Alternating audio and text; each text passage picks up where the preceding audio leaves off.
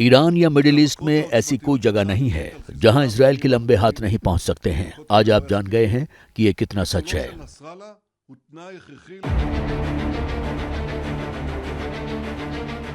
Israel के दुश्मन इसे धमकी समझें या चेतावनी, क्योंकि नसरल्लाह की मौत के बाद इजराइल के हर दुश्मन की धड़कन बढ़ी है। सबसे ज्यादा बेचैनी ईरान की बढ़ी है, क्योंकि जब से हिजबुल्लाह के चीफ नसरल्लाह के खात्मे की खबर आई है, ईरान के टॉप लीडर को अपनी जान की फिक्र सताने लगी है।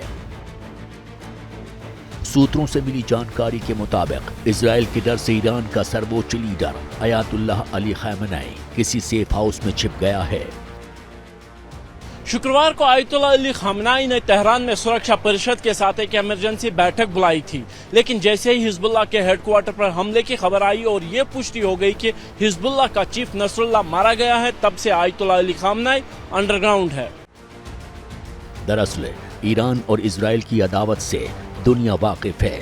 ईरान हिजबुल्लाह और हमास के जरिए इजराइल को परेशान करता रहा है, लेकिन जिस तरह से इजराइल ने हमास और हिजबुल्लाह की कमर तोड़ी है और अपने एक एक दुश्मन को चुन चुन कर मारा है, तब से ईरान की टेंशन बढ़ी है।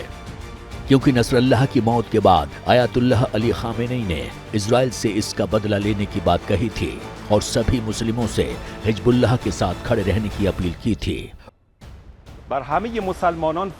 ईश्वर की मदद और ताकत से अब लेबनान आक्रामक दुष्ट दुश्मन को पछताने के लिए मजबूर कर देगा।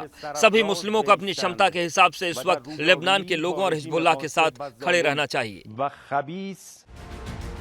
लेकिन वो खुद इतना डरा हुआ है कि किसी बंकर में जाकर छिप गया है।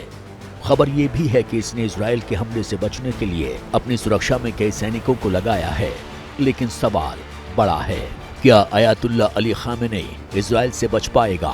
क्योंकि इजराइल के प्रधानमंत्री नेतन्याहू ने साफ कर दिया है कि मिडिल ईस्ट में कोई ऐसी जगह नहीं है जहां उनके हाथ ना पहुंच सकें।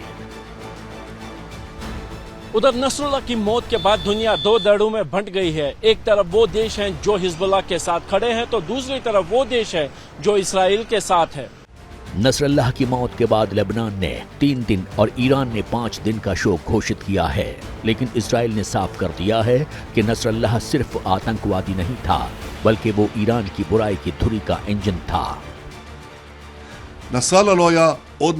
नसरल्लाह सिर्फ आतंकवादी नहीं था, वो ईरान की बुराई की धुरी का इंजन था। वो और उसके लोग इजराइल को तबाह करने के प्लान के आर्किटेक्ट थे। उसे सिर्फ ईरान संचालित नहीं करता था, बल्कि कई बार वो ईरान को संचालित करता था। इजराइल के ताबड़तोड़ एक्शन के बाद हमास का मुखिया याहिया सिनवार भी पूरी तरह से डरा हुआ है, जो गाजा की सुरंगों में छिप गया है।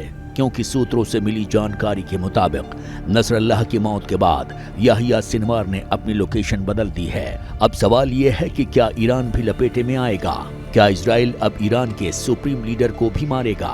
क्योंकि इजराइल ये अच्छे से जानता है कि हमास हो या फिर हिजबुल्लाह, दोनों का रिमोट ईरान के ही हाथ में है। और सबसे बड़ी बात यह है कि ईरान अब तक सिर्फ शब्दों के बयान छोड़ता रहा है, लेकिन कुछ नहीं कर पाया है। वो ना हमास के लीडर इस्माइल हानिया का बदला ले पाया है और ना ही नसरल्लाह की मौत के बाद कोई फैसला ले पाया है। और उधर इजराइल लगातार घातक होता जा रहा है, क्योंकि जब तक वो अपने एक एक दुश्मन को ठिकाने नहीं लगा देता और इजराइल को चारों तरफ से सुरक्षित नहीं कर लेता, चुप नहीं बैठेगा। For exclusive and insightful videos, subscribe to our new channel ABP Live Premium.